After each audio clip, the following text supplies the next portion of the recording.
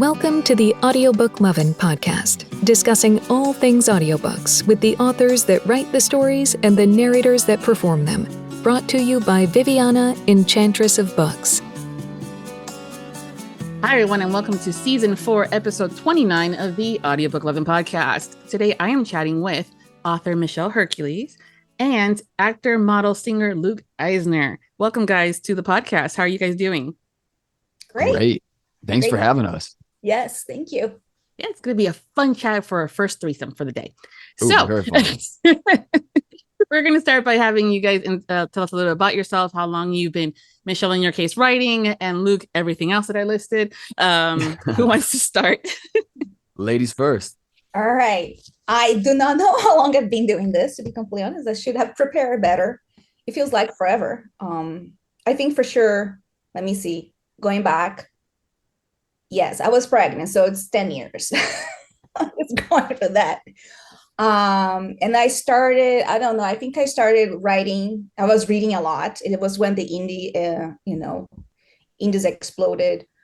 I trying to remember what was the first book that really caught my attention. Probably Jennifer Armentrout got my attention. I think everybody read her book. I forgot the name. It was the alien one, right? What's called that series called? I can't remember anymore. It's been a while. But then I decided that I was gonna write. I went on a picnic with my sister. There's a lot of booze involved. And that's when I started brainstorming the first book. And it was shit. Absolutely garbage. There was nothing besides just like a dialogue, no description whatsoever. But I kept doing it. And it took me, I think, 2 years to finish that first book. And I wrote a sequel to that, but it was supposed to be a 4-book series and then actually abandoned. So I'm a bad author. I never finished that series. Yeah, but I love it. I don't know what else to say. It's just a blur. I mean, the years go by super fast. I think I started writing professionally when I released my first Reverse Heron series. And then that took off, and there's bye, job, full-time job. I'm gonna do this for a living. And then here I am, still doing it. Nice. Amazing. Wow. Yeah. Luke, your turn to follow up with that.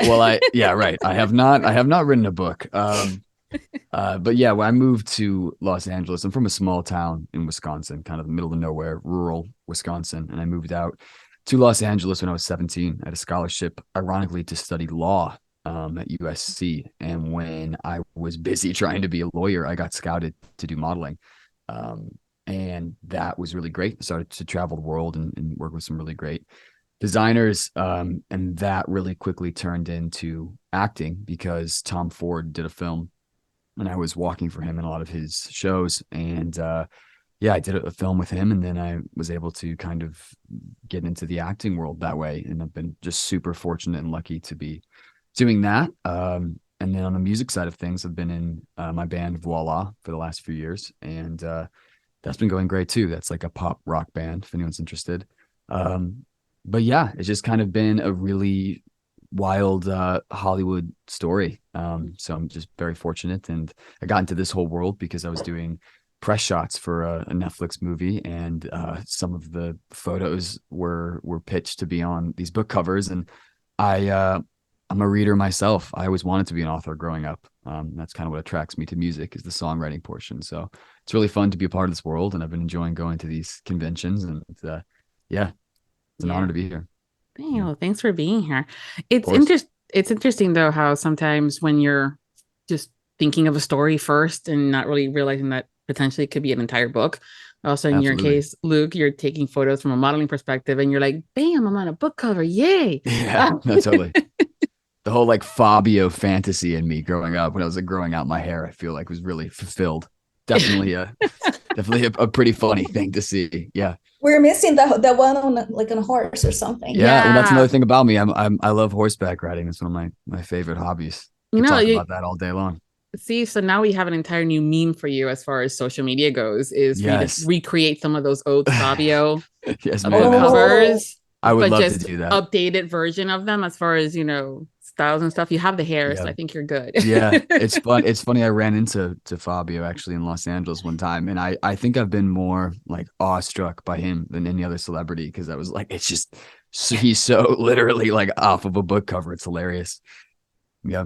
Yeah, it's funny too. I still remember from the I Can't Believe It's Not Butter. Yeah, totally. Commercials. What an interesting career for him, for sure.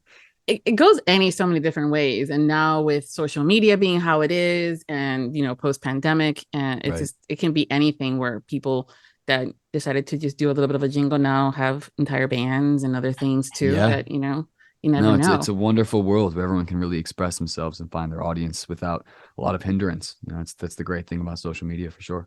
Yeah. Now these book covers cannot be taking the photos from that perspective. That's one set of things, but having it actually be a book cover. Oh my God. I don't know if you've ever gone through stock sites and finding the right cover model. And then what else can you manipulate? Can we add tattoos? Do we need to add 14 other bodies for those that do reverse harems on the book covers and stuff like that? And so, Michelle, how do you end up having Luke on your book cover? I followed the photographer, Michelle Lancaster, and I knew him from the movie, from Tall Girl. And I only watched Tall Girl because Luke was in it. I didn't know him. And I saw the trailer pop up somewhere, I guess. You're so cute. Thank you. That's so nice. I'm blushing. Yeah. and then like I saw Michelle had taken his pictures, and I messaged her, can I license this for a book cover? And I think I might have been the first one who licensed one of your images, right? Luke, I'm not sure. No, you were. Yeah. Yes. And then I guess she needed to ask you what kind of book I was going to write. Yeah. And I think at the beginning, I thought I was going to do a story about, Thor or something because of the hair. And then actually that story I decided to not write that book. Mm-hmm. It evolved. And I ended up getting 3 of his images at once. Yeah. So he's now the guy from Break Your Heart, which is he's a hockey player. He's also a immortal in another series, in the Blue Blood Vampire series, and he's probably gonna be Lucifer. Oh wow, good. You've seen this cover, and that's series that I haven't announced yet. But no, okay. I love it. Yeah, definitely could use a little bit of badness in me, for sure. Makes me a little bit cooler. Oh, as I sit here, I'm sitting here petting my cat. Like, yes, I'll play the devil very well. Always villains with cats. Hopefully you do the audio again. Maybe we get an opportunity to do the audio again. Let me tell you something. I'm gonna probably blush again, Luke. I'm already blushing, so just keeping it up. No. I was listening to the sample of the audiobook you guys submitted. And then there's this character, it's not even the main character, is the asshole dad of the girl. And I go to Denise, which is my PS, like, he made the damn asshole guy sound sexy. How is that possible? Wow, I'm definitely impressed. I feel like I definitely owe you a check. You should be my new PR person. That's fantastic. Well, we were both really surprised, and we didn't know you're gonna sound like that. Very, very different than I mean, if we're talking about Tall Girl, the Tall Girl voice is definitely. Yeah, but you had an accent in Tall Girl, so. Oh yeah, for sure, super high too. It's funny because, when I did that project, I had to really hike my voice up, and then when we did the second film, the director was like, yes, we want to do it like the first, but like the voice even higher, even bigger. Oh, no. So I feel like most of the scenes, and it's kind of fitting for the title of the movie, I was on my tiptoes just trying to get my voice that high. Oh, wow. Yeah. So for those that were listening, Michelle very, slid that in there that Luke is actually going to be narrating one of her books. Surprise. Yeah, surprise. Doo-doo. So, Michelle, tell us what book that is. It's Break Your Heart. Okay. Yeah, it's been really fun. Yeah. Yes. It was the issue with this, like the problem is when you write a book, right, and it has spicy scenes. You don't think about it like if there's gonna be an audiobook. You don't think about like who's gonna read, right? And but this one in particular, I already have met. I met Luke last year. Yeah. And became like friends. And then it was just like, man, and I was just like texting Denise, and I was like, I don't think I can write the scene. I mean, he's in my head. I know him. I don't see him that way. And then I forget that I know him. He's gonna read this, and I'm just already. I was like, every scene I wrote, I was blushing. I was like, oh my god, this is so embarrassing. I haven't gotten to the scenes yet when I'm reading, but I definitely I'll have to do a couple takes because I'm one of those people that I'll just start giggling, because I'm 14. And then I'm not sure if you don't want this on the record, you can ask her to strike out. But then I kept remembering we had a conversation Lure about about sex positions. We're having a discussion about 69s, what was considered 69, and then that thing got in my head too. I was like, damn it, that conversation is in my head now. Why? Yeah, absolutely. Welcome to romance. No, totally. It was funny because I feel like, again, like the 14-year-old puberty boy in me was going through the book conventions and just like flipping through the pages and seeing like the most like interesting way of describing sex. So yeah, that was pretty funny. I liked a lot of like just every author had their own take on it. So yeah, it was definitely out of my wheelhouse to be there. I was permanently sunburnt looking. I was blushing the whole time. Well, I mean, that was post-pandemic. A lot of people have not been in public as far as kind of these kind of things in almost 3 years. And so others have been discovering books because of the pandemic. That we have a slew of new readers that have joined the community. And so there's that event. In this case, it was Allure. And, I was a little worried for you. I'm not going to lie. Because it can be really intense. The ladies are super fans, and they are in love with the books and the authors and the characters. And then here you come walking down with the long hair and the cool outfits and stuff like that. And I'm like, oh boy. Yeah. It was wild for sure, but very flattering, and everyone was extremely respectful and kind. And I enjoy that because, I do a bit of, meet and greet stuff, whether that's for films or the band.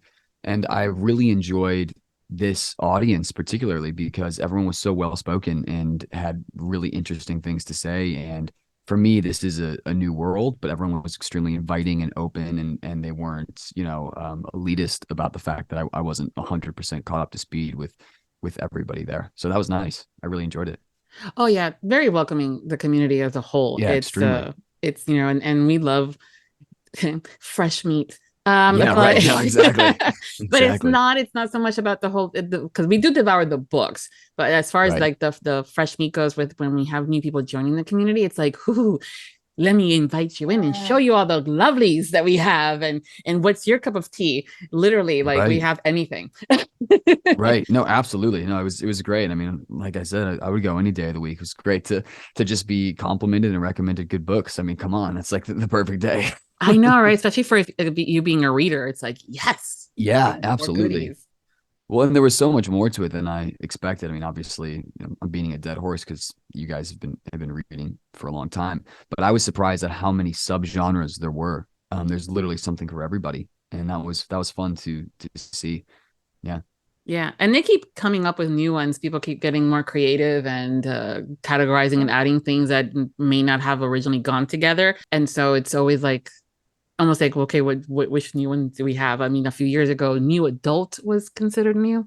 And absolutely. I was like, really, folks? I mean, 18, I get it. They're younger and stuff. But at that point, I'm going new adult, vintage, and antique adult. And I was like, oh, God. So. Right. Yeah. I mean, it's great. And for me, like the celebrities that I'm always drawn to are authors, because I think it's so incredible that you can write something and be the voice in someone else's head. I think that's extremely personal and just a really amazing art form. So I was just really loving being able to talk to so many great creative people. Yeah. And speaking about being a voice in our heads, now we're adding audiobooks to the mix, where we literally will have someone technically in our earbuds, but you know what I mean.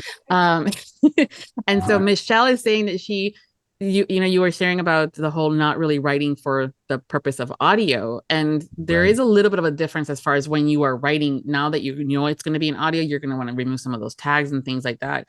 Michelle, knowing that your books are starting to come out, are you finding different ways to kind of get that point across? Knowing that it's going to be an audio and someone's going to be saying it out loud? I had that thought, especially removing the tags, unnecessary tags, but in the end, but then I think it was a lot of extra work because then he needs two separate versions, right? One that's for print that needs all the tags otherwise. And then also, it'll be hard to, because the text needs to be highlighted for the duet, right? So how am I going to tell the person who's highlighting who's, if I remove all the tags? But one thing that I asked, it was like, okay, there's some things that, characters say something like they're like, shrieking or screaming or frustrated. It says in the tag, but then, like it act out. Sometimes narrators do not act. Yes. It doesn't match, right? They say something and then they go the tag, oh, she screamed. It's like, but she wasn't screaming when she was narrating that. So I make sure that things that needs to be act out there actually, if there's they're joking or something, their voice is tight because of it, they're very emotional, like it to show. And but I think for the bit that I heard, they got it. Mm-hmm. They got it. Like, yeah, you definitely don't want the narrator screaming in your ear from an earbud perspective, but projecting the thought. You know what I mean? Like, okay, that was a scream. I know that's what he meant to be. Otherwise, it's gonna be like that, right? Well, also that moment where you like get the earbud and pull it out. Right, the worst. I had a narrator say something. Are you still there? Yep. Okay, because he got some. Okay.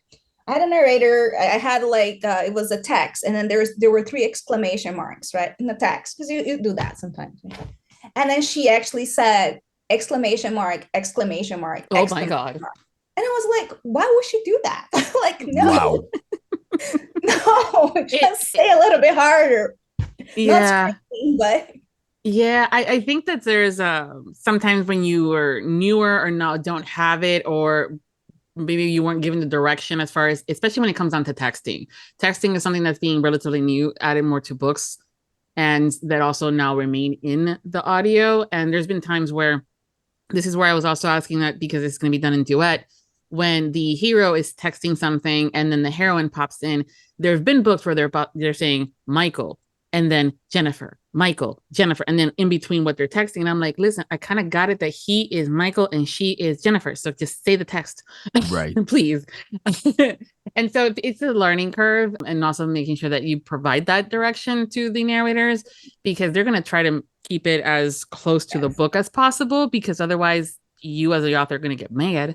And then it could be just misread as far as the interpretation of what the acting is. So yeah, right. I believe I removed all, like, special on their own when they're text messaging. I believe I removed all. I don't think I have names. I do have names, but I removed them all. Hopefully, if I didn't, then please do not say the name of the characters. I think I did. I'm taking notes. Yeah. But unless it's not the case in this book, but unless in a book where it's a group chat, and then it's like everybody you don't know, like, and then there's 3 girls. Sometimes the person narrator doesn't do a lot of very distinct voices, so it'll be hard to know who is texting this. Yes, well, that's usually where it's the fish first one. Like, oh, I got a text from Michael, and then kind of goes from there. So hi, I'm Michael. Yeah, I know exactly what you mean. Yeah. Mm-hmm. Well, it's, again, all this new stuff. I mean, now people are even adding sound effects, either at the very beginning or a little bit here, scattering a little bit there, depending on what the mood is. And it can be so creative. So that's the other good thing. But now that we kind of know about how you got, how you selected Luke to be your cover model. Yeah. So how did you get, I mean, he does have a great voice and he does have the acting background, but with, what made you go, ooh, him, narrator now? Thank you. I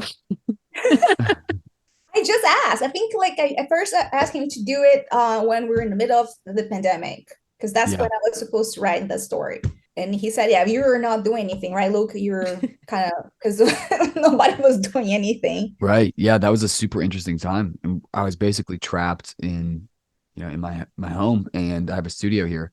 So, we cut our new record, but no one was touring. So it was like, well, how can I continue to work and feel creative while I'm home? And it was perfect to do an audiobook because that was passing the time. But I think now that we're doing it more recently, it's been even more fun because I'm really into like putting it into my schedule, and yeah, it's been fun, honestly.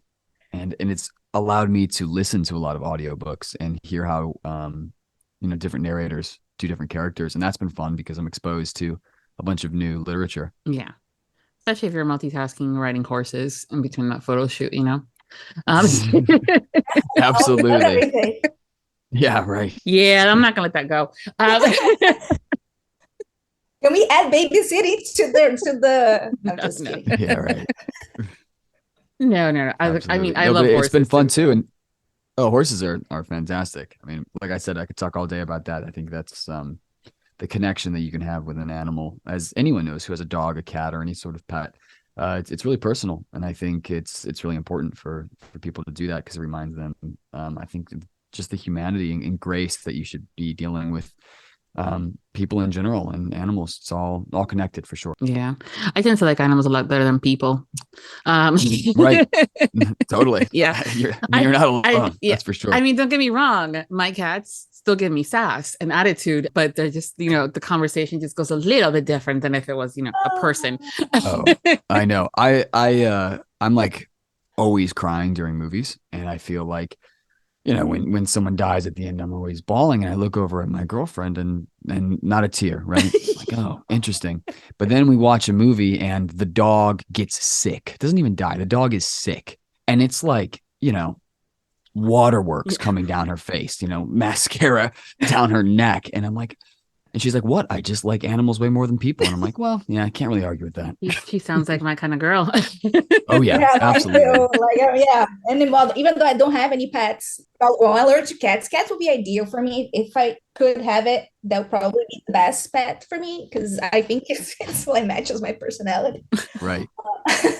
Right. Cats, it's like you have to earn the right to love them. It's so funny. I'll come and give them treats and pet them, and then they decide to get up and leave because it's like, all right, that's enough, human. Like, you've had enough joy here. I've given you enough of my time. Yeah, exactly. So yeah, the cat's personality is definitely one to align with. No, but they know I'm allergic. I babysat cats before, right. And they all come to me. My husband I babysat once, and then they never went to him. The cats came to me, and it's like, that's why, like, you're an asshole, just like me. You come to me because I'm gonna be sneezy all the time. Absolutely. That's why I'm saying that's. Yeah, see, Michelle, you need to write that scene, and from the cat's perspective, and then Luke can narrate one of them. Oh, yeah. I would love it. I'm definitely a cat person. I have 3 cats. Growing up, my mom was allergic, so it was very exciting to me to get one. Aww. Actually, growing up, it's funny. We all I wanted to do was have a cat, so I would volunteer at the cat shelter, to like take care of them. That was like my cat fix. And I kept asking my mom, like, please, can I get a cat? Can I get a cat? And she's like, oh, honey, I'm allergic. And I'm like, oh, but we have a basement. And she goes, well, Luke, you can't keep a cat in the basement. I said, no, Mom, you can live in the basement. We can have a cat in the house. One of my mom's favorite stories. Oh, goodness. Yeah. Oh, God. Very similar. As soon as I got, my mom was like, no, she had a bad experience with a cat. And so we weren't allowed to have cats in the house. But as soon as I moved out, I got a kitten, and they just keep following. So right now we have 2 of mine and then 2 of my sons. And they were just literally outside. We rescued them because they come to me that way. Yeah, definitely. They're like, oh, that's the lady that keeps us because we're just cute and we can't say no. I'm like, no, I can say no. You're just lucky. So right, yeah, and definitely. Then the dogs too. So, but yeah, Michelle, you have to write that scene where they're plotting to purposely just like, listen, I think she's allergic. Yeah, and then just I think it has. To happen. Like that'll be really interesting. Like the cat's POV. Yeah. Yep. Got Luke narrating. We'll have someone else do the other girl. Meow. Yeah, right. For sure. I'll work on my best meow. Yeah. I'm gonna have my daughter volunteer at shelter. She's being asking for a puppy for the long because I can't have a cat, so she wants a dog. So rewarding. It is. It's just so much work. It is. We babysit our cousin's dog. That's much I can take, but she's a pit bull, the sweetest dog, super well behaved. Yep. And then but then she's very needy. And me with my cat personality, like if my husband and my daughter are out, then the dog's here. I'm working in my office, and the dog comes and starts to cry because I don't know what. What? Just sit there. Just let me really cat personality. It's just like, what do you want? You already walked. Just wants to, I don't know, me to acknowledge that she's in the room. Yeah, it's a whole like presence and stuff like that. But yeah, definitely have your daughter volunteer at a shelter for the dogs and have them clean. And when she's realizing the amount of poopy and pee-pee have to clean. Oh, she loves poop. She loves that's her favorite thing. She, like, I swear to God, she cried when they wouldn't let her pick up the poop. Oh God. That's because it was not letting her. Let her have it for a while. As the owner of 4 dogs. Let the charm wear off. Yeah. Right. I know, right? So what if it's not a nice one? What if it's a really hard one to clean? Yeah. As someone, again, with the 4 dogs and one that's older and is either because she's like, I'm older and I get to do whatever the fuck I want, or she's older and she just can't control it. But she pees on the house, and she used to be really good about holding it going out. And now I'm like, oh God, okay. Can't say anything to you because you're an old soul. I love you. And while the other one is my pit mix is like literally sitting by the door saying, I need to go out now. And I'm like, okay, Nico, let's go. So but yeah, it all works out, but we'll expect that new little scene later this year, right? Absolutely. Yeah. Absolutely. So Michelle, this book that Luke is narrating, so we know he's narrating. Can we share who the co-narrator is? Yes, it's Kirby Johnson. Yeah, it's my girlfriend. Woohoo! Yeah, I mean, that's so much fun. It's her first time doing this as well. So we've been having a lot of fun, and yeah, I mean, obviously there's chemistry. So I feel like a lot of these scenes will definitely be brought to light, hopefully the way that Michelle has it in her head. But yeah, it's been really fun, and I mean, what a dream to be able to work with your love. Yeah. I follow her on social media, and she's just adorable. So I was super excited when you guys shared. I was like, yes, I love her. Yeah, a ton of fun, definitely. Yeah.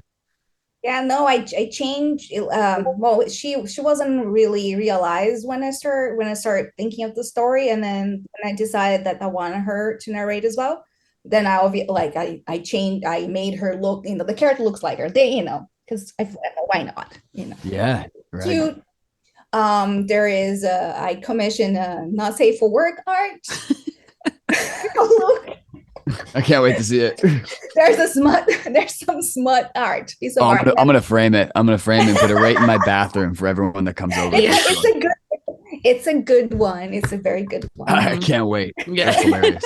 It is something that's been very popular as of late, of getting some of those particular scenes done in artwork, and I'm like, okay, great. But it's kind of interesting as to where the artists kind of portray some of these things, and also just the reactions are always, I kind of find like, okay, yeah, I'm like laughing that you say you're gonna put that in the bathroom, Luke. Absolutely. Bathroom. She'll go in the room, but okay. Yeah, exactly. Well, it's not a boudoir, photo shoot. It's something else. So I'm like, yeah, okay. No, it was funny how I came to this scene. Actually, I have this artist that I love. She does amazing work, and she posted a similar illustration of her own character. She does what we call like webcoms or something, or we used to. So she posted, I'm on her Patreon, right? And it's like, oh my God, it's a great post. It's going in the book. So I already knew the post, that she was gonna do. And I asked her, I want this for my characters. I'm gonna write this scene right now. And I sent her the scene after I wrote, so she knew what was, what it was about. Yes. So I can't wait to see it. You have to send it to me. That'll be fun. Mm-hmm. Yeah, she's working on it right now. It's not done yet, but I'll send to you, Luke. Probably, I don't know, probably via email. I think like if I send you a text, it's gonna get cool.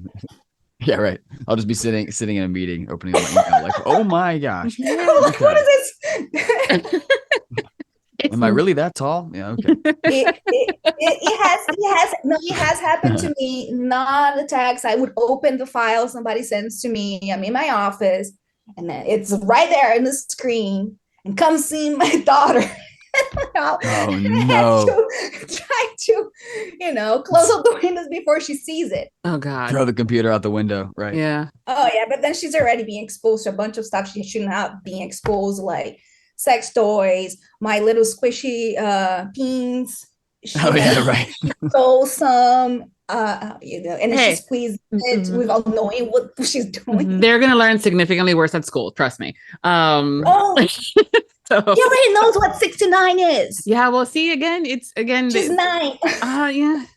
One less than 70. Yeah. I did not think that. Right? Isn't that what it is? Totally. Good one. Yep. What? Thank you. Oh I don't know what you guys are talking about. I know. It's like it's the number that comes after 68. So I'm like, I don't understand. That's right. Yeah. Your daughter's good at math. That's Yeah, cool. exactly. No, it's happening so much earlier. I don't remember at her age, like thinking about the being in conversation. I was kissing my husband goodbye this morning, and she was asking if we were like, "Is that sex?" What? Yes. Yeah. There's so many different ways you can go about that or conversation. But you know what? Right. Here's a good thing though. At least she asked you. At least she Correct. went straight Yeah. to you. She's comfortable. Right. With you. So she Oh, feels no, safe she's and totally comfortable. comfortable. Yeah. Versus no. trying to No, figure out what it totally. actually is and then get the wrong answer by other things. I mean, I remember growing up busting, not myself, but I had a friend that's like, yeah, if you have sex and you jump up and down on the bed, you won't get pregnant. I'm like going, that's not how that works. So, I mean, there's always something in every generation as far as, myths and stuff like that. And now, again, everything is just more available because of the social media and the lovely internet. But at least she's asking you and you can provide her with the answers. Yeah. I I think she has something first. My husband, she was like, yeah, she was already asking about this and that. I guess she's comfortable with speaking about it with both of us, which is great. Mm-hmm. Yeah, that's important. I remember I found out about sex because of 69. I was in school and I remember the reading assignment was up until page 69. And this boy in class was laughing so hard about it. Yeah. And I mean, we were really young. I think he just had older brothers or something. And, he's like, like 69, it's funny because like, the girls and the guys. And I'm like, yeah, like totally, man. That's so funny. And then like for the whole like next 2 years of my life, I'm scratching my head. Like, what does that mean? What does that have to do with anything? Yeah. So yeah. Again, the stuff that people learn and how they learn and the myths out there are always. It's always reading. Mhm. It's always books, guys. Yeah. At the end of the day. Yes. Well, that's the other thing too, when it comes, I mean, obviously from an age appropriate perspective, it's good that, I mean, the romance community and these kind of books kind of tell and share what we do, discover that we may like something in particular, or we didn't know that what something was called. I'm like, I did not know that was a kink. Great. Thanks. Discover something. Adding it to my mental log. Yes. For sure. Or my favorite, when you're starting highlighting things and then you pass it to your partner and you're like, can we try this tonight? Thanks. I have had to ask some of my readers, what is this kink? I've never heard of this before because I see like on TikToks, what is that? It's like, what is a knife? Like knife kink is that's just like I was so confused. Please don't tell me. Did you say knife, like as in like a knife? Well, like she gets fucked by the knife, but then the handle of the knife, I guess. Oh, okay. I was gonna say, are you talking about like blood play? See? No, the blood play is when the cutting, right? Whatever, I think. Yeah. Yes. Uh-huh. Yes. But I mean, Intense. I think nowadays there's some for everyone. Yes, that's but also very creative as far as some of the devices for pleasure, as well, like what they resemble. Totally. Be very creative and into the enthusiastic, what people like for hobbies, like if you like collecting knives or daggers and swords, oh my. Right. Sorry. It's just like a mental picture in my head. Never mind. Yeah, it's okay. That's enough. But again, we're having the conversation at least, and people have been discovering through these books and these stories that, there is different things to, check out. And even the kind of relationships, like with Michelle writing reverse harems, usually we all grow up thinking one and that's it. And then like, wait, we have options. Yeah, right? Yeah, right. They have more than one? What? Yeah. Don't have to Surprise. choose, right? Not choosing. Awesome. Oh yes, like we get it a lot when I tried to explain what it was, the genre, and then I think it was a guy friend, obviously. It's like, oh, so the main girl was a slut. It's like, oh, she's Oh not a man. slut. Yeah. Jeez. But again, it's growing up. You always have that thing where the guy can get away with doing certain things and is considered awesome and very manly, and the girl does the exact same thing, and the negatives were possibilities of all that fun of stuff. And this genre has been very good about getting rid of those stereotypical behaviors and beliefs. Oh, I think it's super important. I mean, I can just say from experience, I grew up on a street of all girls. So most of my friends growing up were all female. And I remember I'm so thankful for that because, once I got to middle school, high school, and started, going on dates and things, my perception was completely different than my guy friends who were very objectifying. And I feel like a lot of it comes down to just exposure. And I think a lot of guys grow up with just horrible stereotypes in their head, and they're not really making true friendships with women, and it really reflects in their dating life as they're older. So definitely something that if I ever had a son, it's like, try to have real platonic relationships with both sexes, and you will learn to respect everyone equally. And that it is possible and the too. Double standard fades away. Yeah, absolutely. Yeah, I grew up with all my friends were mostly guys because most ladies are bitches. But I didn't say it. Yeah, but it's always that kind of thing that I always gotten along better with the guys, and that's also where a lot of the other girls were like, stop trying to steal my man. I'm like, listen, no, thank you. Ew. Or my other favorite, you want me to play this game? Okay, fine. Well, yeah, I don't need to steal him. I already had him. Thanks. And then walk away. Because I was that girl too that was like not dealing it. But having the friends that were guys also gave me standards about how I should have been treated, right? And how it should be treated, and so that was also very helpful. And at the end of the day, any relationship that's really successful has a basis in friendship. So it can't hurt to be friends with everybody. And I feel like even my girlfriend, when I met her, we were friends for 5 years before we dated, strictly platonic. And, that was really great because by the time we went on our first real date, I already loved her as a person, which made it the transition into dating really, really easy. Oh, I love stories like that. Yeah, stories adorable. I need to write that story too. Yeah, we met in an elevator actually. No way, really? Yeah, we met in an elevator, and she was singing, and look, I love Kirby so much, but she's not a singer, so she's singing at the top of her lungs, very off key, and the elevator door opens, and she's embarrassed, and I walked in. She goes, "I'm so sorry," and I was like, "Oh no, as long as it's a good song." Which felt smooth at the time. And then, she got off on the second floor, and she got off. And when she's walking out, she turned around and she gave me the look, you know what I mean? Like from my eyes to my toes and back up to my eyes. And then the doors closed, and I was like, holy shit. What just happened? So then the next day I got off of the elevator, and the security guard at our building was like, hey man, no homo, but I was told to give it to the model looking guy. Handed me the and it was a piece of paper, and it was redhead from the elevator, and then her phone number.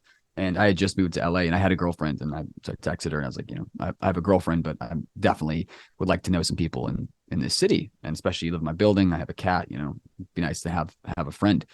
So then we just became friends for 5 years. And then she did the smartest thing ever, which was she started dating a guy that was opposite from me, who I did not like at all. And I was like, you deserve better, and she's like, well, fine, then date me and I'll dump him. And I'm like, yeah, I don't want to ruin our friendship. And then finally I was smart enough to take her on a date, and the rest is history. Yep. And folks, we call a romantic comedy. 100%. The girl singing off key at the elevator. Yes. Yeah. So from friends to lovers. It's the only time I recommend not taking the stairs. You never know who you're gonna meet. Yeah. I mean, there's been so many books, Luke, that have that similar events where they meet in the elevator, or there's some, and one of my favorites was where they get stuck in the elevator, and Oh yeah. Yeah. And it's like, I love it. And I know that we do it for escape. I'm going, I have yet to be, thankfully not, knock on wood, I have not been stuck in an elevator, but working in offices where there are elevators, none of the guys look like, nope. And nothing in common either to create that kind of like budding friendship, and I was definitely not singing at the top of my lungs because, day job and things like that. But yeah, I love that from you guys. That's awesome. You think like, oh, that only happens in fiction. Really. Yeah, it was definitely a stranger than fiction relationship. And I'm, very, very lucky that happened to me for sure. That's great. So when it comes down to, have you started narrating the book already or not yet? Or are you just kind of like still prepping? We've done, we've done like we've done 3 chapters and just like samples. So we could get notes from Michelle and make sure that everything on the technical side was correct. But I think we're going to start diving into it really soon. And I'm looking forward to it because I want to know what happens.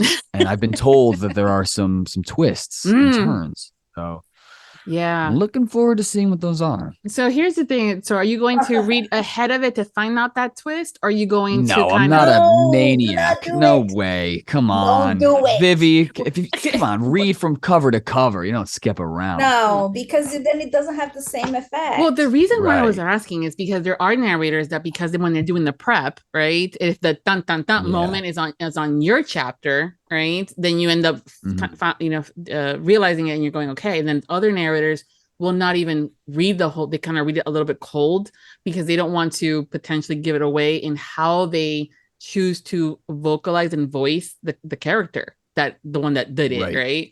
So it's just kind of curious. That's a great point. Yeah. I think, for me as an actor, obviously I read the whole script many times before you do the film, but that's because you shoot out of order anyways. I feel like with this, unless there was, and I kind of rely on Michelle here, it's like, unless there's something I really need to know about the character at the time, like a secret that this person is hiding that would affect their actions, I feel like I just read the chapter once and then I record it. So I'm only like a chapter ahead of what I'm reading, basically. Yeah, no secrets. I think everything that I need to know. It's the very beginning. I'm the girl that when I'm watching the movie I can figure out who done it real quickly, and so even then when it comes down to then shifting it into an audiobook perspective, how again the narrator has chosen to do a character, I'm going it's a little bit more sinisterness kind of thing in this one character, right? And then I was right. So I kind of find it fascinating because of the amount of prep that you have to do, right, in some of these things to be able to not give it away. Right. I don't think anybody will figure out this twist. Okay. That's good. I like it when it's like that. She's like, no, they will not. Now she's being sinister. Right. Yeah. Right. Have you, with the chapters that you have been recording, Luke, have you realized what you can bring into from being the having the acting background into it from a narrator perspective? Oh, yes, ma'am. Absolutely. I think the prep is very similar. And I think just my love of reading has been helpful. And I listen to a lot of audiobooks as well. So I think the 3 of those things are helpful. And I enjoy doing different voices. Mm-hmm. I think that's something I really like to do. And so it's nice that there's a couple different characters that I can voice here. And I'm really enjoying it as a fan of books. It doesn't feel so much like work, like on camera work. So I'm enjoying it a lot. It's a good question. Thanks. He mammed me, Michelle. He mammed me. I'm sorry. It's such a good boy. It's only right. It's only out of respect. It's a habit that I picked up from growing up where I did, and I know some people get offended by it, and I go, no, my heart is in respect. No, I see. I didn't get offended. I was like, oh, he mammed me. From the good side. Yeah. Michelle, where were you thinking? I said, girl, come on. No, I couldn't hear you. You're very soft. So I was like, what? I'm here. Yeah. It's so funny. I call my friends, hey lady, all the time, but I don't know if it's okay. Hey lady. Yeah. A friend of mine used to call me lady. Well, I mean, I'm huge on like nicknames, and that I like you and you're like in with me if I bust out with something like, hey honey, or hey sweetie and stuff like that. But I always ask for consent first because I do know sometimes people don't like some of those nicknames and things like that for fill in the blank reasons, and I'm respectful of that. Sure. Well, you can call me anything you'd like. Thank you. Of course. But it's one of those things like when there's that nickname, it's just like that means that I like you and stuff like that. And but that also sign of respect too for me is huge. So thank you. And I did not take it offensively. In the way that you said it was just like manners, right? It's like I'm like, that's where I took it. And I was like, oh. It's totally a subconscious thing. Just I'm very, very thankful and lucky the way that my parents raised me. And I feel like, definitely being a gentleman was their top priority to turn their son into. And I'm just like very lucky because I meet a lot of people that I think could definitely benefit from having some manners. I think people would. Sure. Oh yeah, people definitely respond well to being treated. Yes, my mom came to the Chicago. This is so fun. I heard that your mom was there. It was awesome. Yes. So my mom, hasn't really got a chance to come to a lot of different things, be to set or whatever, whether that be just time or COVID restrictions or whatever. So she doesn't really get to come see me work very often. But she's from Milwaukee, and we were in Chicago for that book conference. And so I was like, Mom, like, why don't you come down and hang out with me while I'm in Chicago? I haven't seen you in a while. And it was so great. And she had such a good time. And my mom's so easygoing. It's like, there's her son with like his pants pulled down at his hips, and she's taking pictures in front of it. Like, she's such a nice woman. I'm so fortunate that she's so supportive of whatever I do. So yeah, I had heard. I know some of my friends are like, your mom went there, and I was like, dude, my mom is way cooler than you think. No, she's so cool. And then she we didn't get to eat right there, and then she grabbed this, she's like, oh, you guys want sandwich? And then we kind of like didn't. I usually always refuse because I don't like to put up, I'm like this. No, I'm good. But she bought it anyway. My mom brought us sandwiches. She bought like all kinds, so she bought the entire. She totally mommed you. Okay. We got mommed. Yeah, totally. She got all kinds of sandwiches. Like, I didn't know which one you wanted. So yeah, she's really so really great, amazing lady. Yeah. So great. Yeah, you got to start bringing. Yeah, if she can come and wants to, she's always welcome to come to any of the book conferences that you're going to be at, and even not if you're not going to be at, and she still wants to come, just have her call me. We'll figure it out. Absolutely. No, I actually to come to show the other one in Chicago. Even if you're not there, Luke, she should come. Yes, I know that would mean a lot to her. She just loves she loves being a part of things. Yeah. It is Mother's Day weekend though, so you should be there for her. Ooh, how fun. Yeah. Hey Mom, you want to go to a book conference? Mm-hmm. They're having two they're having two signings, like the one during the day, which is like really long, 6 hours, and they decided to do a after dark, I think, from I forgot, it's from 8 to 11, and that's when Troy Duran is gonna be at night, right? Troy, it's a gay party. Pajama party. And then I think Troy is gonna read some books. If Luke wants, if you want to come to that party with Troy, your friend. Absolutely. I love Troy. Yeah, Troy, you feel like you always feel like a cool guy, and then you listen to Troy talk and you're like, there's no hope for me. Guys, unbelievable talent. Yeah, he does. And so I know, Michelle, you're going to be at Readers Take Denver in March. And Troy's going to be there too, so that's going to be fun. And then, and we're looking for him again. He's so fun. He is. And Luke, you might be there depending on your schedule. Yes. So yeah, depending on my schedule. But regardless if I'm there or not, I'm going to be sending some goodies to Michelle to give out if I'm not there. With some signed copies and things and stuff. Yeah. Cool. Thank you. Yeah, it'd be nice. Well, keep me posted if you're going. There's going to be a couple of narrator panels that we're having fun. Oh, yeah. Cool. I'm hosting one, and that's going to be a hoot. Lines that you will never hear in romance. I got the idea of that's fun. Yeah, look out, and Michelle, to send you guys the skit. There was one, it's the BBC show, and it opens up and I was out on Instagram. It's one of the guys saying, like, kind of like narrating it, saying, and as she laid there, I, stuck my tongue in her mouth, and continues a little bit further. And then the other goes, that's not how you give CPR. That's so good. I'm excited to see how that goes. Yeah. So definitely keep us posted if you go. It's going to be fun. Yeah, absolutely. Yeah. And that convention, Michelle, what are you looking forward to the most for Readers Take Denver? I don't know, just meeting everyone, all the readers there. And I don't have a lot of my friends that I go and that I know, people that my friends from the internet, right?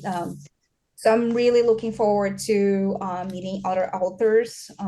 There are a few girls I want to meet Lisa in person for sure. I don't know. I think I'm just looking forward to having a good time, just hanging out with my peeps, like authors and readers. Because it's a very lonely job, and I actually don't like to do a lot of social things, even when I can. I like to be in my cave, to be honest. So it's a good opportunity for me to get my, my social, I don't know, social life bucket filled for a little bit. I don't know. It's just fun. I'm really looking forward to that. And Denver is fun. Denver is a lot of fun. I've been there a couple of times. Yeah.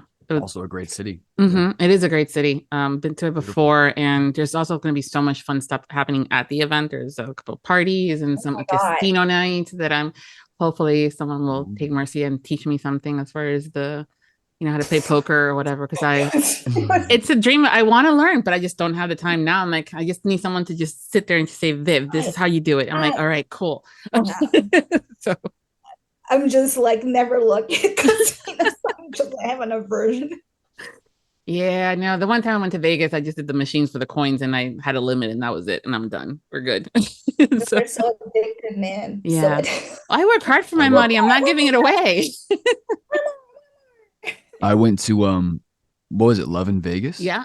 Was it Lovin Vegas? I was there. Yeah. Okay. Yeah, that was over Halloween. And that was wild. I'll tell you that much. That was a lot of very eager readers at that convention. Yeah. Yep. I know they have other places. I think they have Love in Seattle. That's another one that's coming up. But great places. I mean, so many different ways. I know a lot of people, the readers, use the conventions as not only to get together with the author and other friends, but also to kind of travel. So it becomes one of those. Oh, absolutely. Like, yeah. So as you like again. I have a picture of you in the bathroom, loving Vegas. Somebody sent me that picture. Oh, of me in the bathroom? Oh boy. Yeah. You met somebody's husband in the bathroom. He took your picture. And you're smiling at the camera.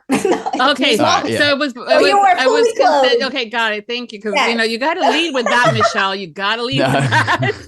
That's what I do. Build up the. What's funny is the other day I was at a concert and this guy, I mean, I think he was kind of intoxicated, but he followed me to the bathroom. He's like, hey, like my girlfriend saw your movie. Like, could we get a picture? And I'm peeing at this moment, like at the urinal, right? And he puts his arm around me to take a selfie. And I'm like, hey man, like, why don't we just wait like maybe 10 more seconds? Like I didn't drink that much. So like 10 seconds and then we'll take a photograph. But yeah, I think guys in bathrooms, they're definitely not very private. So it's all good. Doesn't really faze me. Okay. Well, still. I wouldn't do what you guys do. No, I need to close the door. No. Yeah, right. It's got kind of a nice little just hang out in there, I guess. Yeah. Well, it's I think depending on where the locations are, at least the ladies' rooms tends to be a little bit nicer when it comes down to being able to hang out. But then I've been to some clubs where they have like themed, like goth themed, like we have one here in Orlando, and my God, the bathroom is just fantastic. The sinks have like skull like coming out, so it's almost like the skull head, and that's where the water flows. Cool. Yeah, it's very creative and gothic. I'm like, yes, I love that stuff. Not for the house. I kind of wish for the house, but no. Yeah, it was funny though, because the line for the women's bathroom at Lovin Vegas was crazy, and then I walked in the guys' bathroom and there's no one there, and I'm like, yeah, we're definitely at a romance book con. Well, it's like that anywhere though, honestly. Yeah. I go to the guys' bathroom. Yeah, I did that. I did that at another conference. Like the line was here. We're just like, I'm going to the dudes' bathroom. Oh yeah, I should have been standing outside selling tickets. Yeah. If you want to add another list of things you can do from a career perspective, though, right? Absolutely. I mean, seriously, no. Skip the line, dollar. Yeah. No, I'm a firm believer of maybe not having, as far as the dominate as far as like girls' bathroom and a boys' bathroom. Can we just have a nice sized bathroom with stalls? And I'm like, as long as there's the doors for the stalls, I don't care what you're doing. Absolutely, absolutely. Because of that, I'm like, yeah. There's been a couple of times. Definitely the future is going that way. Yeah. Great. I mean, again, like you said, they're lines, and that's not just in conventions. I'm talking about clubs, restaurants, everything. It's always the ladies' lines that I forget. I'm like, fuck this shit, and I'll go into guys. Right. Yeah. No, absolutely. Yeah. Insane. Yeah. It is. Mm-hmm. Yeah. Sometimes I wonder, but hey, it's okay. You do what you got to do. But then if you're outside, I mean, like if you're in a concert outside, like a festival or something, and then you have a bunch of girlfriends, you don't need to go to the bathroom. You just made the circle. Yeah, right. You just make the circle. Seriously. No, I know. No, I heard of it. Anything. Yep. Mm-hmm. Yep, I've heard it. Yep. Yeah, that's for sure. Like I said, you got to do what you got to do. Right. So all the beer. Yeah.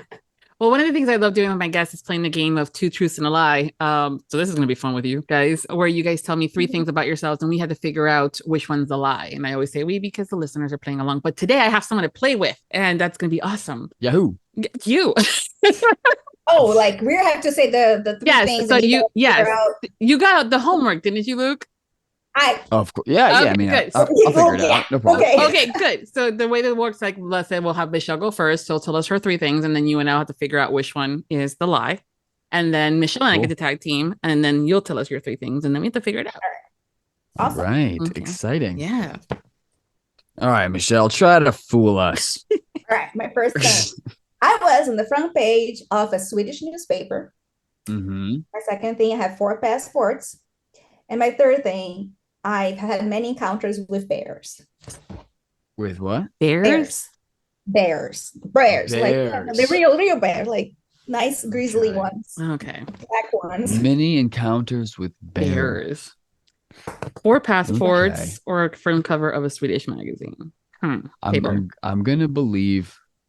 I'm definitely believing the Swedish magazine thing. Mm-hmm. That to me is a truth. Okay. What do you think, Vivi? I think so too. I think that might be a truth. I think we can rule that out as a truth. Passport is possible too from But here's the passport thing. Oh, okay. 4. Could it? Maybe she has 3. Maybe she has 5. Yes, that's the thing. 4 is a specific number. That's throwing me off. Yes, and that's what they do, Luke. That's how they do it. It's details.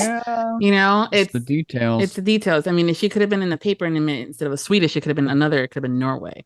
Oh, yeah, damn. I know. Now we got to revisit that. Yeah, I know. And the bear thing, I mean, the bear, I don't know. I think I believe it. I've encountered a lot of bears. I've been to the zoo. Whatever. Exactly, right? Not in the zoo. Let me say, not in the zoo. Come on. Okay. She's defending it. That sounds like a truth then. Yeah. All right. So which one do you think is the lie? I'm going for the passports, but it could be the magazine. Okay. But I'm going passport. Yeah, I'm gonna go with the. Huh? What do you think? Which one are you going? You both going for the passport? Yeah, with everything I've been learning from you guys, the bear might be possible. So,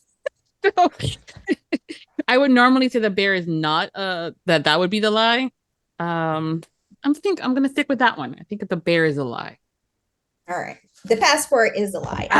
Look, you're good. I only have 3 passports. I don't have 4. Yep. Cue the applause. Thank you. Yes. Thank you. Yes. Yep. Now I am curious. Bears? I lived in Taos, New Mexico, up in the mountains.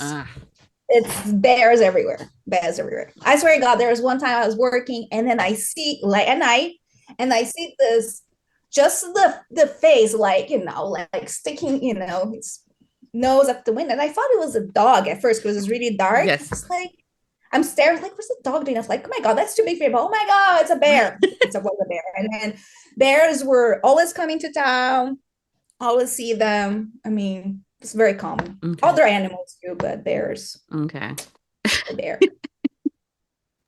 That's pretty amazing. Yeah. Well, it happens here in Florida too. We have hogs, bears. I haven't seen a bear here. We did see gators on the way to. Lots of gators. Yeah. But bears. We went somewhere. We went through the. Yeah. I forgot now where we were going, but lots of fun. Baby, sun. All then right. we saw one roadkill on the way back. I don't know how he got there, poor thing. Yeah. It's definitely pretty eclectic here as far as what the animals are that you can see out of nowhere. I mean, gators, all that fun stuff. But Luke, you were right. The passport, it was the lie. Yeah. Mm-hmm. Hey, what can I say? I've got that Pinocchio radar. feel like, because I said the number, right? It's like, yeah. Yeah, it felt too specific to Okay. me. Too specific. Well, I actually, that was going to be my truth. I was going to say 3. action.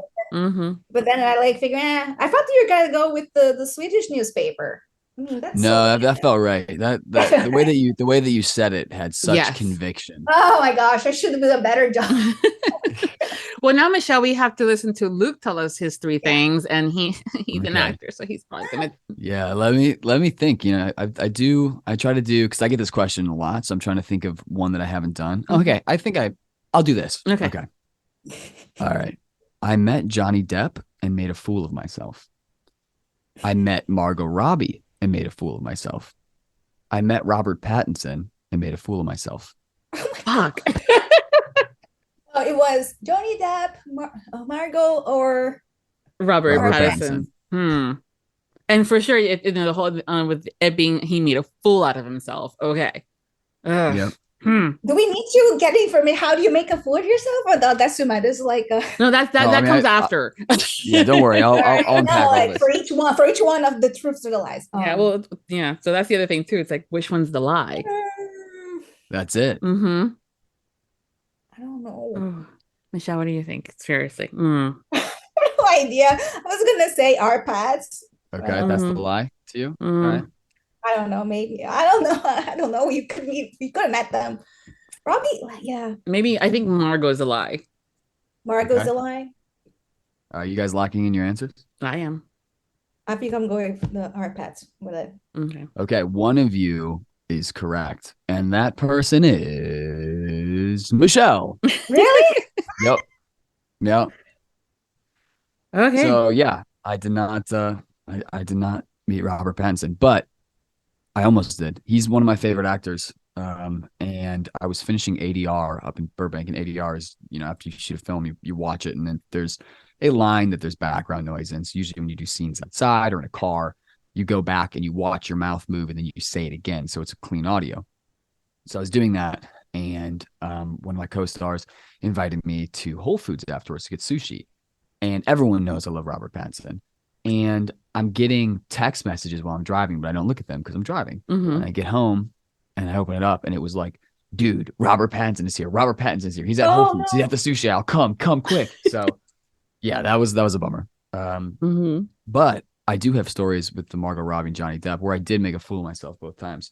The first was Margot Robbie. This is so embarrassing, but I was, I think, 18, and I had been modeling for Calvin Klein for a bit, and it was my first ever real commercial with them, right? So my first like non-print thing, and it was for their fragrance campaign. And what I didn't know is that when people are really famous, they put a different name on the call sheet, right? So it was like Veronica Snow, okay, was modeling with me that day. So I get to this place early in the morning, and I'm sitting there at a makeup table, and next to me is this woman, and I'm looking at her, and I'm like, whoa. And I say to her, I'm like, you look so much like Margot Robbie. Okay. And she like laughs because she's a nice person, and like the makeup artist like kind of gives me a look, and I was like, oh, okay, well, it wasn't offensive, like, Margot Robbie's a beautiful woman. So then I'm like sitting there, and we're kind of like talking. I'm like, no, but seriously, you could make a ton of money if you like just impersonated Margot Robbie. And she like kind of like gives me a look, but still smiles. And the makeup artist like shaking her head. I'm like, what the hell? Like, that's a compliment. So then we start shooting, and the director goes, okay, Margot, come over here. And I like, then, like the blonde brain of mine starts like working, and I'm like, holy shit. What have I done? But luckily she was super nice and everything well. But definite secondhand embarrassment even telling that story again. And the Johnny Depp one was getting into an elevator, and I hear this like, hold the door. And again, everything crazy in my life has happened in elevators. But yeah, so then in comes Johnny Depp, and I'm like, like, holy crap. And he's like, says the penthouse floor, right? So I click it for him, and we're riding, and I was like, hey man, like I saw you at Summerfest because in a band. I'm like, and I really like that. And I thought that was a cool thing to say to Johnny Depp. Like, I like your band, because I feel like everyone likes him in general. So I'm like, I like your band. He's like, cool, man. Like, I like your rings. And I was like, oh my God, And so then he gets off on his floor, and I got stuck between saying take care and good luck. And I just said, take luck. And then the door closed and I was like, no, Luke, you idiot. Oh. That wasn't that bad. That terrible. It was bad. It was like, take luck. Oh, I suppose to you. Yeah. Because I thought I had it, I thought it was cool the whole time. I was playing it cool. I was looking at my feet, I was like, yeah. There's two bros hanging out in the elevator, and then I just blew it. Oh. So it could have been worse. You could have farted in an elevator. Yeah. Mm-hmm. Great. Now that's going to be in my head. Next time I run to Robert Pattinson. Thanks a lot. Now that's my biggest fear. Right. Okay. No, it's just like but the thing is, like, no matter if somebody's famous or not famous, if I'm in an elevator, somebody comes in, I cannot keep my shit. I just start laughing because it's so uncomfortable. Oh yeah. Because you're gonna, like, when you say something, sometimes I just start laughing. People think I'm crazy. Yeah, that was a wild one. But yeah, Michelle, you were right. Michelle, good. You definitely get the crown because back. I figure, I don't know why. Maybe you told me the story, one of the stories before, but for some reason I didn't think, why would you have met Robert Pattinson? I don't think you did. Yeah, have not been lucky enough. I don't know. Probably the Harry Potter film is not because it's not why you like him. I mean, poor guy. Right. No, I just like him. I think growing up, I was always kind of like more of a quiet person. And I think when I thought of actors, I thought of like a Zac Efron, right? Like just big personality and bold and smiley. Yeah. But then when I saw Robert Pattinson, he was quite quiet and reserved and just very like, more like you, quiet right? soul. Yeah. And I thought, oh well, if you don't have to be on like that. I can definitely do this. Yeah, right. Yeah. Right. Mm-hmm. I really like him I forgot the name of the movie where is that the one that he played Dali, or? There's been a bunch of movies, Michelle. Yeah, he's been a It lot. was a Spanish movie. It was a Spanish movie. Spanish movie. Spanish. Yes. I'm not sure. I really like him Spanish in production. Okay. And yes, he was so good in that one. He's a very, very talented actor. You can tell he takes it seriously. I mean, like everybody gives me, a lot of people give me, a lot of, because of Twilight movies, but whatever. He's a good actor. I have like a very vanilla palette of books that I read, but I really liked Water for Elephants as a book, and I liked. I love that. I do like that book. Yeah, it was beautiful dialogue, I thought. So I really liked him bringing that to life, and obviously, Reese Witherspoon was. I forgot he was in that movie. Totally forgot. Yeah, he did a great job. Yeah, they did a good job of keeping it fairly consistent with the dialogue in the book, which obviously is a total win for fans. Yeah, that's always good when they keep it that way. Oh yeah. Yeah, I love seeing that. You're like, I remember that line. Yes. I'm also the friend that's like, that wasn't in the book. Oh yeah, I'm that guy too. Come on. Absolutely. Yeah. See, the last thing I saw of him, he was Batman. That was the last movie I saw that he did.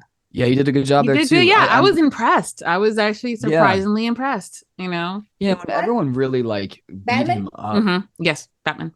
Yeah, he was Batman. No, it was good, and it was like a very artistic film for a superhero movie, which I think turned some people off to it. But I think if you separate it from the franchise, Batman, I don't really like superheroes to begin with, so that's why I like that movie, because it didn't feel like a superhero movie. It felt more like a, I don't know, an art piece, which was cool. Yeah.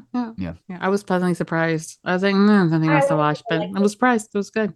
Yeah. I didn't get around to it. It looked very depressing. I wasn't in the mood. It was dark. Yeah. Like that. You gotta be in the mood for certain movies. It's not a date night movie for sure. No. I learned that the hard way. Did Kirby turn around and say, "Really, Luke? Seriously?" Yeah, no, it's fine. She's just scrolling on TikTok the whole time. It's a win-win for both of us. Mm-hmm. Now I'm curious. What do you consider a date night movie? Well, okay, so Kirby would give a different answer than I do. I'm the sappy, emotional, romantic guy. So like I would have said Water for Elephants, or like another great Robert Pattinson movie is Remember Me. That's a great film. I love that one too. Yeah, that's great. A great twist too. But so that would be my idea of a date night movie, something where it's like, oh my God, how cute. Her definition would be like a horror gore movie or like Austin Powers. So what, Austin Powers? Yeah, she loves Austin Powers. Oh my God, that would be me. I love that. Kirby. I love that franchise. Totally. So I feel like the date night movies are definitely the Kirby choice in our house, and I'm usually the one who, like, once she falls asleep, I'm like, now I can bust out the rom-com. Yeah, but that's how I've always been. Even when I was growing up, everyone in my hometown had like buzz cuts and played football, so all the chicks liked the best football players, and I'm like not that guy. I'm not competitive and whatever. I had like long hair, and I was listening to rock and roll music, so I realized, like, how am I going to get girls to like me? So my mom would read Nicholas Sparks books, and I would just start like stealing them and reading them and be like, oh, you just have to be really nice and kind. Like, okay, great. So it's like, I can do that. I don't have to play football. So I remember when the Kindle came out, I got a Kindle and I had all my Nicholas Sparks books on there. And then my friends would be like, what are you reading? And I would like click out of it and go to like the Sports Illustrated swimsuit edition and be like, oh, just guy stuff, football chicks. Yeah. And like they turn around, I'm like back to Nicholas Sparks.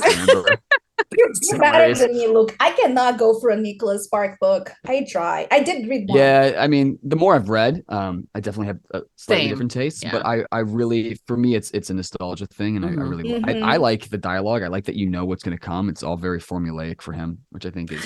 And I will say, The Notebook is pop song. The Notebook is probably his best book, as far as written. I just saw the movie. I didn't read the book. Right. And so, because that's kind of how I started. Someone had recommended him to me from that, genre. And I'm like, okay. And I had heard, like you said, very formulaic. But I read a couple, but the emotion and the relationships in that book is what really got to me. And then again, I watched the movie. I'm like, with my best friend at the time, like, that didn't happen in the book. Oh, right. So I'm glad that I didn't read the book. It was a good movie. It was a good movie, but it's just one of those things that happens. Yeah, it's good. But my husband started crying before I did watching that movie. It happens. A lot. Yep, it happens and all the fun stuff. Well, oh my God. But you both work with words, whether it's writing the music or writing the stories and acting and scripts and things like that. What is your favorite word? Separate from your favorite curse word, because that's the second part of the question. What's my favorite word? Yeah, favorite word. I don't think I have one. I had to think about this. Okay. I don't know. Definitely not moist. That's for sure. Mine would be serendipity. I like that word a lot. Mm-hmm. Yeah, that's a good word. It's all its variations. I think luck is like a really cool concept. Mm-hmm. Yeah. I don't have a favorite word. I'm gonna skip. All right, so you're gonna skip. You're gonna think about that, and then when we're hanging out in Denver, I'll ask you again. Oh, it's my homework for Denver. Yes, you have homework for Denver, and I am not that person that I hate it when we would get homework and then the teacher would not check it. So I don't do that. So yes, I'm gonna ask you. So the second part of the question. You ask me a Gemini for a favor or something, you're in trouble. It's like, I'm in trouble because I can't pick anything. It's okay. What do you think? I have 3 images of Luke. Decisions. I know. All right. Make them just take it all. Take it all. All right. So maybe it's be a part of the second question where it's a lot easier. Your favorite curse words.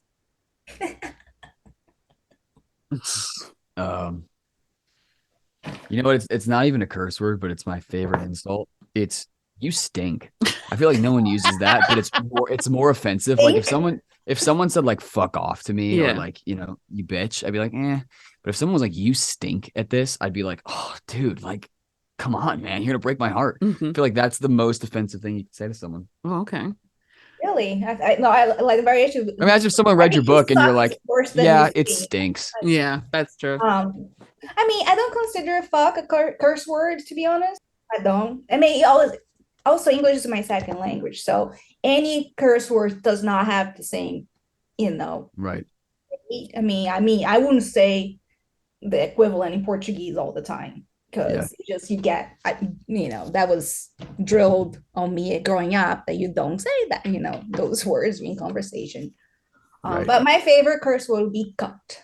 Calling somebody a cunt. I love it. Ooh. But they have to deserve it. They're not bitches. They're like the worst of the worst. Yeah. I mean, I also feel like I like the British swear words like bloody hell and bollocks. Bloody hell. Like those are great. Even like, I know it's not a curse word, but rubbish. Like calling someone, dude, that's just so rubbish. I don't know. I think it's just like the part of me that knows that my Hogwarts letter got lost in the mail. Like I've been waiting for the last like 15 years. I'm just really pissed off that it never came. Yeah. I blame it on my mom for like not having a lot of owls in the neighborhood. Like, why do we have to live in Wisconsin where there's not that many owls? So it's like, they have it. Yeah. I like wanker. Like you're such a wanker. I love wanker. God, yeah. Wanker. Yeah, that's good. So I love to introduce British characters because I prefer the curse words, and then I put like I use bloody when the character is like in America, like in my editor. You can't use bloody, Michelle. He is not bloody British. hell. Yeah. Like, oh, come on. Believe me that they were watching BBC or, that's how I mean, well, I also live in Europe, so it works out. My English is, was more exposed to British English than American English growing up. So it's just like you got that. All my friends were from the UK. Oh my gosh, sheepshagger. They used to say that all the time. Shagger. Like such a sheepshag. Yeah, they're very creative. It's the same thing like in other languages. But I will say that. And so if you ever hear me bust out with, gosh, he's such a fucking cunt, that's like the worst of the worst. That's the worst. Worst of the worst. But you'll hear me bust out with like such a wanker, bloody hell, stuff like that. Just from different perspectives. Oh, awesome. We're like, I love it. I used to like wanker more. I actually really like that word. Yeah. It's creative, You can have fun with it. And also being bilingual, you have all the Spanish one. In my case, I'm sure for you, Michelle, you have the Portuguese. Different kinds and stuff like that. So fun. If I'm cursing Portuguese, it means I'm pissed. Yeah. So I'm that pissed that I'm cursing Portuguese. Yeah. My husband's gotten some. If the Argentinian accent comes out of me when I'm talking in Spanish, then I'm pissed. So, but yeah, there's certain words. Like, what's your favorite curse word in Spanish? Oh, in Spanish? Oh, see, that's the thing. From a Spanish perspective. A lot of times people will put together run-on sentences of curse words, pero I always kind of like hijo de la gran puta, and stuff like that, or coño being from Cuban background. It's like, and also in my household, my dad was from Cuba and my mom was from Chile, so the words in Spanish, even though they're the same word, they mean completely different things. Where like a straw is a straw in one country, but it's also the vagina or a dick in another one. Yeah. So you can imagine me getting in trouble many times for using specific words that should have been normal. They're like, don't say that. I'm like, okay, who am I talking to? Okay, great. That's kind of like where it is. Yeah. I love it. I remember a lot. Like gilipollas. I like this word a lot. Yeah. I think it's funny. Yeah. Well, guys, before we go, can you tell us what you're working on now and what's coming up next for you both? What am I working now? I am working on a story for the Wild and Windy book signing anthology. I forgot, Sexy Bedtimes. Supposed to be a short story, pretty much the sex scene. That's the sample. So I'm about to finish that after this call, this podcast, and then I'm gonna jump right back. I need to write actually a long epilogue for Break You Hard because I think he needs it. Okay. Right. Yep. That's exciting. Yeah. Yeah. What about you, Lou? For me, let's see. As far as the acting front, I have a film coming out this year, also based on a book series called The Uglies. It'll be on Netflix. For my band, we've got our new single coming out on the 10th. And that will start the rollout for a new album. Our last album was Happy Never After. That came out at the end of last year, which is kind of cool. It's a concept album loosely based off of like fairy tales gone wrong. So some readers might enjoy that. For modeling, I have a new campaign coming out with Ralph Lauren, a cologne campaign. So that's fun. And most importantly, I will be narrating Break You Hard by Michelle. That's awesome. Yay. Yeah. I have a question. You guys are doing, you're just start doing concerts, right? It's just California for now? Yeah. You know what? The additional dates will be announced pretty soon, so I can't spoil that, but we'll definitely be coming out playing some shows. Nice. Are you coming? Are you coming close to me? Like, Yep. Yep. The I'm probably reason close. I asked. Ooh. Now, Oh no. I've been like, I like your music, but then I've been listening to it Okay. the whole week, taking Lily to school because she's Right. obsessed now, and she's asking, "Where are they coming? Where are they coming here? I want to go to the concert." Well, Definitely. She's your biggest fan now. That's perfect. No, I think she'll be excited. Actually, I will say, the last concert that we played in Los Angeles, a bunch of people came with the books that I was on the cover of to sign. And I thought that was totally new for me. So you guys, this community's been really welcoming and awesome. I was like, whoa, really? Oh, that's cool. Great. Yeah, because as fans, we do love supporting whatever it is a person does. And so if they are doing other projects or doing other things, we will also like, oh, okay, if we didn't know that they did this, and let's look into that and kind of go from there. So that was pretty cool. Yeah. Very, very fortunate. So yeah, we'll have to keep an eye out on your websites and your social medias to find out what we're potentially coming into as far as dates for the band. That sounds exciting. I want backstage passes. Michelle. Of course. Yeah, no questions asked there. Absolutely. Yes.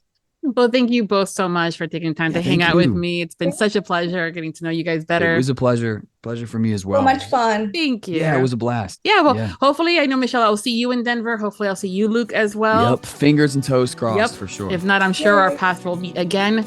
And 100%. And everyone, I'm going to include all of their information as far as social links and stuff like that in the main landing page over at Viviana, Enchantress of Books. So you guys can go find them and just go click here instead of searching for things.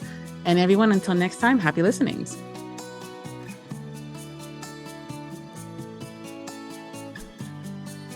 Thank you to all of our Audiobook Lovin Podcast Patreon. Special thanks to Nixley Zenner, Carol Liebner, Brittany Robinette Leiter, Dawn Darch, Michelle Bastard, Brandy Schmidt, April Branson. The Audiobook Lovin Podcast has special Patreon access levels. Join today to receive benefits including early access to episodes, shout-outs, special exclusive content, and much more. Support the podcast by becoming a Patreon at www.patreon.com/audiobookloving. We thank you for your support.